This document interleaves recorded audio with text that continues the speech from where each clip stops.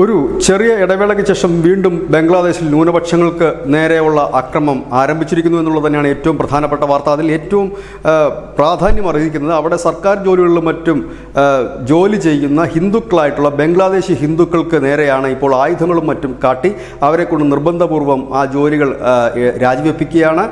അങ്ങനെ രാജിവെക്കാൻ തയ്യാറാകാത്ത ഉദ്യോഗസ്ഥരുടെ വീട് വളഞ്ഞും ഭീഷണിപ്പെടുത്തിയും മറ്റും രാജി എഴുതി വാങ്ങുന്നു. അതൊരു തുടർക്കഥ പോലെ നീണ്ടുപോകുന്നു എന്നുള്ളത് തന്നെയാണ് ഏറ്റവും പ്രധാനപ്പെട്ട വാർത്ത. ആ സ്വന്തം രാജ്യത്ത് ജനിച്ചു വളർന്ന അവിടുത്തെ പൗരത്വമുള്ള ബംഗ്ലാദേശികളായ ഹിന്ദുക്കളുടെ ജോലികളാണ് ഇത്തരത്തിൽ റിസൈൻ എഴുതി വാങ്ങിക്കുന്നത്. മതമൗലികവാദ സംഘടനകളാണ് ഇത്തരത്തിൽ പ്രവർത്തിക്കുന്നത്.